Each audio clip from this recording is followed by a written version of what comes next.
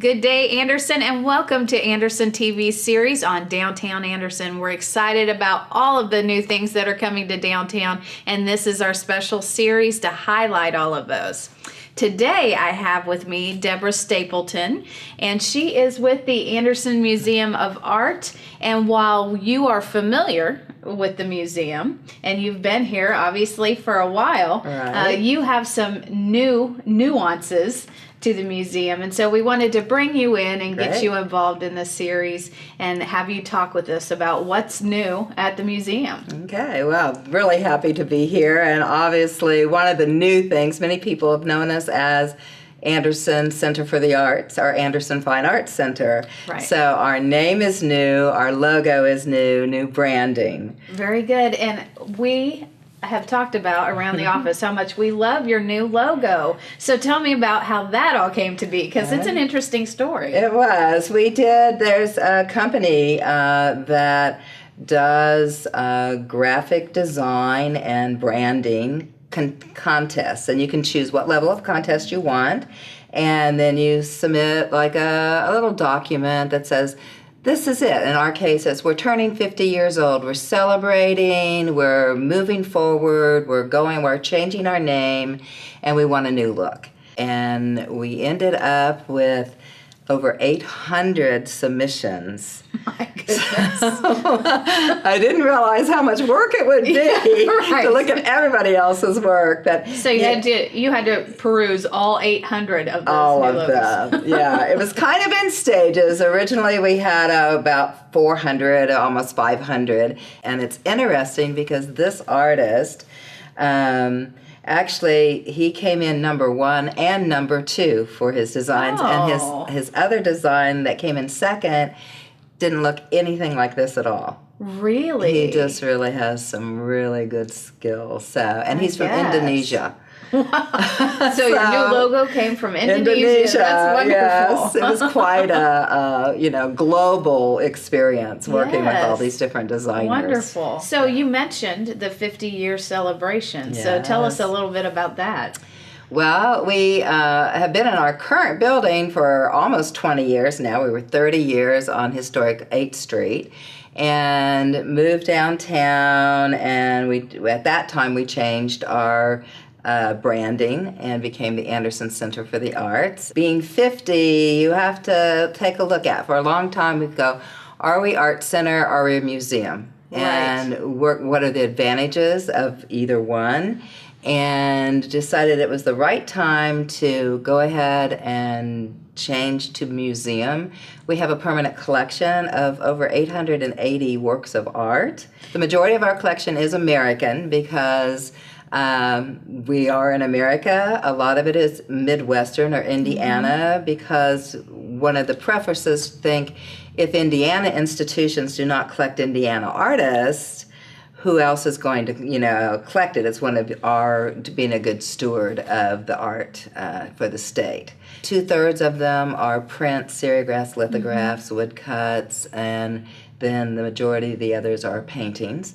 But we have the whole gamut. It's amazing. So what are some of the other celebrations that you've had in connection with the 50th anniversary? Well, we had a big gala with which the exhibition of 50 years was the primary focus of that, but we recognized a few people who've been, either they or their families had been involved for the entire 50 years.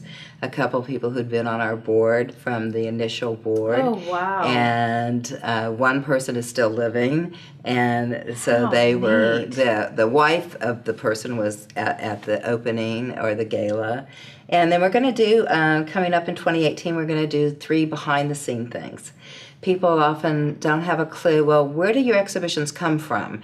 How do you get, if I'm an artist, how do I get an exhibition? What's the process that you go through? Well, how did you get this work by, John Kingerly, who's one of the main artists in Ireland? How did you get him? What was the process for that? And so, or how do we call out for some of our annual shows that are competitions? So we're going to talk about that, and then also talk about the collection itself. where do we keep the collection? You know, at any one time there may be 10% of the collection out on display and the other in storage. How do we store it? You know, what do you need to do to preserve something for hundreds of years?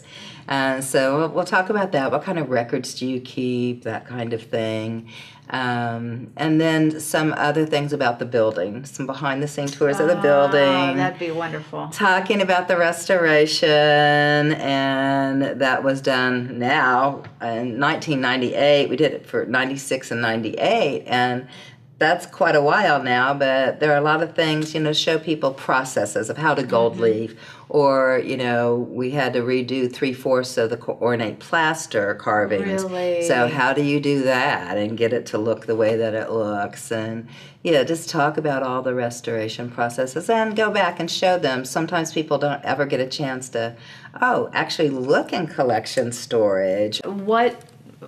How bad of a shape was it in? It was in horrible shape. The library had moved out 8 years earlier than when we first started talking about it. Okay. Yeah, we looked at it before the library ever moved out and of the building, and we've had some conversations thinking, well, is this building good for us? You know, but we could not afford it financially at all, and just, you know, and it sat. No one else came forward to work on the building, and so, you know, we were running out of space in our other building. Our other building was about 5,000 square feet, and this one's a little over 15,000 square feet. So we go, is this the building right for us? Are we right for it? But in 8 years, there was a stained glass dome, and the dome leaked for 8 years. Every time it rained, every time it snowed. No one cleaned the gutters in 8 years, so the water backed up, all the leaves were clogging. So water just came into the building, so you can imagine. Oh, yeah. A lot of the walls were, unlike drywall we'd use today, that was built in 1904, so a lot of plaster walls. So plaster disintegrated, walls were rotted, you know, there was mold, and it was not looking too good. So, but the rotunda floor is original. I wondered, I was going to ask that. It is. There were just a few places where there were former old steam radiators that we pulled out, and so we had to find some replacement tile for that. But the interesting thing, of course, the tile was from the early 1900s also. So we needed about a shoebox full of replacement tiles. And we checked and we found them in a place in New Jersey and wanted $7,000 for a shoebox for a size? shoebox because of the age, and these are age appropriate, and also the size. They're not 1-inch tiles, they're smaller than a 1-inch. So no one really made them at that time. So we thought, oh, wow, you know, what else can we do? So we really searched and searched and searched, and this is global thinking. Right. You know, we found them in Japan, and it was not even $200. Oh, you're kidding. No. But that was what it was. That's the ultimate bargain shopping. Oh my gosh, I know. It's like, how much do we really need those few tiles? But the rest of it's all original tiles. That's so great. Yeah, that was, this is my favorite building in Anderson. Oh, thank you. I love it. I love everything about it. And one of my favorite things about it is that floor. It's so beautiful, I wondered, I was going to ask you it? about that. Yeah, it's my favorite. That's great. I love it. So, you know, every day I think how great it is that that building's been restored for a new use, and that the community, one, can come in and look, but also that the community can come in and use it for their special events like weddings or anniversary parties or corporate, you know, Christmas parties, because that's what it should be. It should be shared with others. Let's talk a little bit about the programming that you do offer. Beside being a museum, you also have some wonderful programming for the community. So what are some of the things that you're doing? Well, one of the main things that we do are exhibitions. And so we have some annual shows that we do every year, and we have a photography show which any photographer in the state of Indiana can enter. It's called In Focus, and we have both an adult division and a youth division. I'm very excited about our judge this year. His name is Bill Foley, and he's an internationally known photojournalist. Oh, and is back in grew up in Indiana for a period of time, but has traveled the world and gone everywhere and been published in all kinds of publications. And so he's going to be our judge this year, and we're very, very excited about that. Another show we do every year is called Figures of Speech, which is my personal favorite. Yes. I love that. Me too.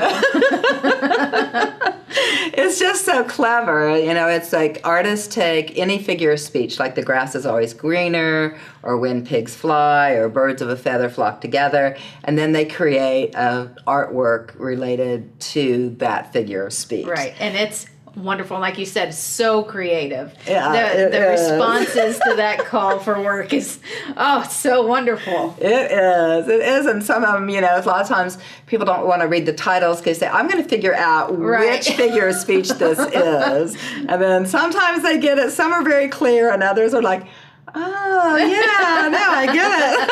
I see it now. So I love that one. But a couple things we were working on. Is that judged? It is judged, yes. We have a judge. So. Okay. Usually we have 2 people jury it, and they pick what artists get in and what works get in. And then what we tend to do, that's done electronically. And then we have the works that are chosen for the show brought in, and then the judges come and they select award winners from the actual works. Because it's amazing how things that, you know, some artists get good photography of their pieces, some not so good, and others are great at getting angles, and so the piece looks fabulous, but when the actuality, sometimes it's not quite what you think the quality might be for it. So the awards have to be done in person. But, you know, we've really had great people do the judging for it. We don't have the judge for this year yet because it's in July. But it's coming. So we had an artist in last week, and we actually bought one of her pieces from the Figures of Speech show last year. And she goes, "Well, I'm already working on next year. So, but I know the idea. I'm churning the concept now for it." Good. So, yeah. But then we have a couple of other shows we've been working on for a while. I'm real excited about. We're working with Indiana Artisans, which is part of the Indiana Cultural Trail, and it's statewide, and we're going to work with the wood masters. So master furniture builders, but artistic renderings of furniture.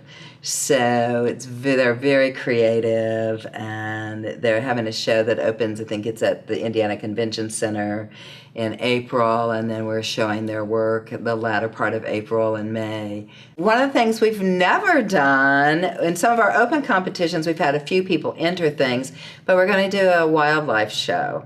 So we've worked on, there's a couple of artists in particular that we're going to focus on. One does a lot of wall murals for Cabela's all across the nation. He travels and paints the wall murals in their stores. So we're going to have him. That's really neat. It is. It's incredible. Will he have an opportunity to talk about his experiences at all? We're going to ask him to come and talk. Good. And so, yes, I think people will be interested. Fascinating stories, yes. I'm sure he does, you know. And then along with that, there's a gentleman who also, he paints bears. He only paints bears. That's his whole subject area. He spent his whole time painting bears, but he uses very 2 or 3 bristle brushes. So his work is unbelievably detailed. Very intricate, yes. Very much so. You just think you can pet the bear, you know, like you don't want to pet the bear, but that you can actually touch the bear's fur. It's amazing. But along with that, and this is why we don't have exact dates yet, is we want to bring in the duck stamp exhibition. So some people are familiar with duck stamps, some people aren't. I didn't know about them until about 10 years ago. But there's a competition for to design a stamp, and it's called the duck stamp, and through I can't think of the name of it, but in Federal Bureau, that if anybody who does wants a fishing license, a hunting license, whatever, they buy a duck stamp. And so, and that all that money goes for environmental protection things and the environment of, preserving animals and wildlife, that sort of thing. But there's a competition, a national competition that people enter, and then to design the stamp for that year. So there's an adult division, there's also a junior division, and even the junior division is unbelievable what these kids can do. It's amazing. So we've contacted the federal government about borrowing the exhibition. So hey, when you're done with it, can you just send it on down to Anderson, and that's another reason for changing name to museum is sometimes when we request things, we've had very good luck with getting things, but also I think when you say the Anderson Museum of Art is requesting or would like to borrow, we know that through the years we've had museum-trained professionals on staff, always. And we go by professional museum practices in terms of, heat and humidity controls and record-keeping loan forms, all the things that is a professional museum does, we've been doing. But without the name of museum, sometimes people don't know or think that, well, maybe, because Art Center can be a lot of things and for a lot of different people. So that is another reason for the name change. I think it gives people a little more confidence in where they're sending their things. That does make sense. Yeah. We have heat and humidity controls, an alarm goes off, and it does. If it changes temperature more than 7 degrees one way or the other, if it goes below a certain number or it goes above a certain number, there's an alarm that goes off and we get contacted. And I've been there at 2 or 3 in the morning for that. And so we tell people we have these controls, we have security controls and all this stuff, and they go, hey, I paint in a warehouse, it's an old warehouse that's turned into lofts, and I don't have heating or air conditioning in my studio. It's gonna be okay. So, and then others, have great, environments in which to do their work. So there's a lot of stories through the years, to say the least. I bet. Yeah. One of the things that I love about the museum so much is that when my children were little, myself or their grandmother would take them to the kids' classes at the museum, and they would have an opportunity to learn all kinds of things that they otherwise wouldn't have learned. And my son has a love for pottery. Oh, wonderful. Way back to when he was 4 years old and went to the museum. And so he is a senior in high school right now, and he's in a pottery class, and is just absolutely loving it. Isn't that wonderful? And, yes, and you plant seeds in the youth of Anderson, and so I want to talk a little bit about the offerings that the museum has for the kids, because it's just phenomenal. It's an incredible program. Well, thank you. Well, we ask people what they want, what they'd like to have, and this year we're trying something a little different. During the school year, we're doing art clubs for kids. So there's one for like elementary school kids on one night after school, and then older kids another night after school. And they come after school, and once a month we'll have a visiting artist who'll come in and talk about being an artist and do demonstrations and work with the kids. And then another time it'll be, okay, here are some, if you want to do drawing, here's still life, and they'll get some lessons in drawing. And the kids get to decide what it is that they really want to learn about and find out about. So, and then there's a couple times they just come and hang out and kind of do work on their own, but it's building that cohesiveness of the kids getting to know each other. Just like there's so many activities, and but not every sense of connectivity too to others around them that are like-minded. I think that's so important at their age. It is, and one of the things we're doing this year too is we're doing a buy one get one half off. So if somebody wants to come and they want to bring their friend, it's half Oh, price that's for their great. friend. So Good. yeah, and it's going all school year, but they can just pay by the month, and it's growing, it's building, Good. So we're excited about that. That is exciting. Yeah, I'm thrilled to hear that. So So you have stuff for little kids all the way up. we do have all the way. We even offered some, mommy or daddy and me kinds of things, and hopefully those will go in the spring. We offered them for the fall, but unfortunately not enough people signed up for them. Okay. So, and that is one thing we do ask people to sign up, and we do ask them to pay, because we have instructors to pay, we have supplies to get, that sort of thing. And so we have a minimum level that will just pay for, for those things, supplies and instructors primarily. Right. So, but it is doable. It's affordable very for the Anderson affordable. community. Absolutely. And you had a youth art camp over one of the breaks. Maybe it was summer break. Over the summer, we had summer art camps, we had 4 weeks. Each week was a different topic. And our education person that we hired last November has a degree in sculpture, glass, and public art. So we were able to offer a week of public art and sculpture. So the kids made big projects, and some people might have seen them on our lawn. We had floating fish on the lawn, and a Choluli sculpture hanging from the entryway, and things like that. Absolutely. So one of the new things, and this has been a big push for me, because through the years we've had good relationships with the schools, and at one time we were in 28 public and private schools in Madison County when there were 28 public private schools. And that was just elementary schools, and we did outreach to the schools, and then every third grader would come to the art center. It was the field trip for third grade.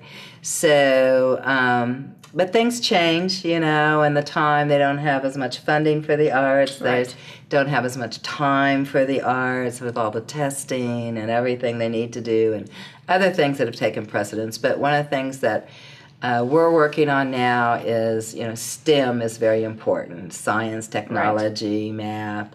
And so a lot of art teachers and other professionals have wanted to have STEAM, which is art as part, instead of STEM, STEAM with art in there. And they've worked really hard to get that going. We're working on developing a curriculum for the schools, and hopefully eventually it'll be all the way from, first through 12th grade. I am so excited to hear that. We're excited. I've wanted to do this for a long time, and the marriage of our new education person, Stephanie Cochran, when she was at Heron, she really learned about some things they were doing in England and was excited about it, and so now putting the two together, so we wrote a grant to State Humanities, and they funded the grant to work on this, and we're doing some pilot things, and that's really exciting to hear. So, and the other piece of it too is there's a history component. So working with the History Center here in town and bringing some of Anderson's history, because there were inventors here. There were innovators in this area. Now, a lot of people don't know about them anymore. That's part of our community's history, but that's going to be put in as well. So we're excited about doing the STEAM part for the STEM projects. And we're working with Purdue Polytech and a lot of collaborations. Folks in Anderson want to come and visit the museum. How can they get a hold of you? How can they find out what activities are coming up to maybe bring their children to? One of the easiest ways now is go to our website, which is andersonart.org. Just andersonart.org. Or they can call us, which is 765-649-1248. So, but everything's on our website, almost everything we do. So it lists all the exhibitions, what's coming up, programs, special events, like Christmas is coming, as you know. Yes, so, we're working hard on that. Yes, definitely. So, Winterfest is coming, and we always decorate our building. If you think our building is beautiful, which most people do. Yes. Come at Christmas time because it's just stunning. Absolutely stunning. I'm not sure what word encapsulates how stunning it actually it's amazing, is. isn't it? I walked in and I literally just stopped and went, what?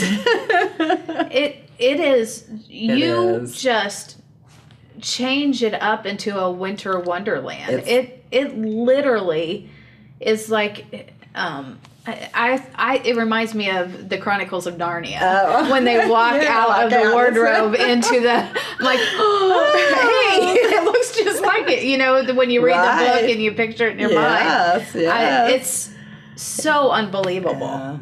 We do a winter princess. Rather than people coming to see Santa, the princess is in the building several times during the month of December.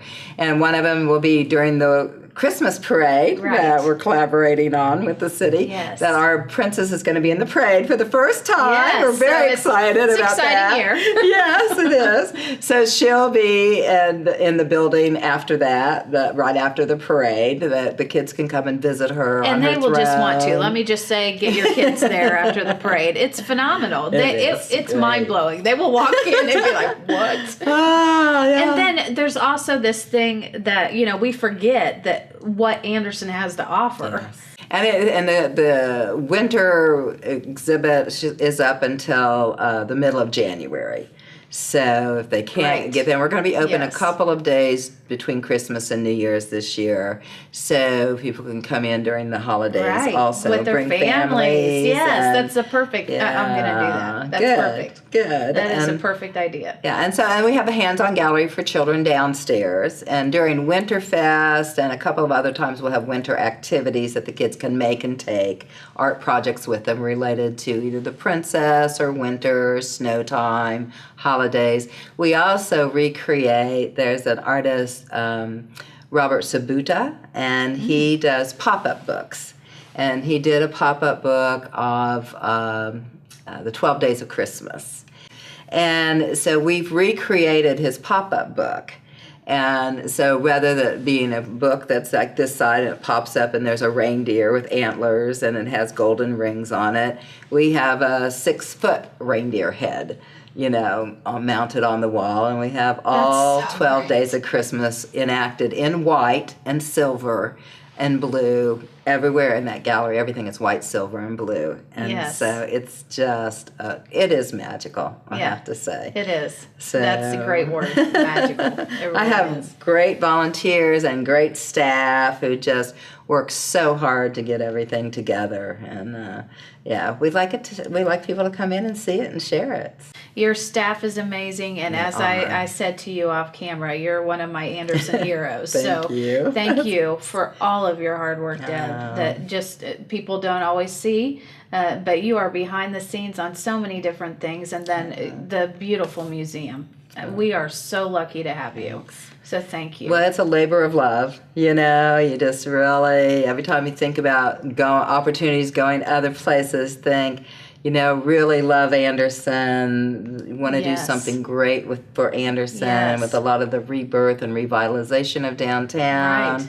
Having the museum be right in the middle of all of that and that synergy is so important, as well as a lot of the other cultural entities that are downtown, in addition to the new restaurants and things coming in. You're absolutely right. Yeah, it's a great place to be. It is. It is, and it's exciting. It is. Exciting things are happening. Definitely. Definitely. Well, thank you again for being here. We're so pleased that you were able to join us today.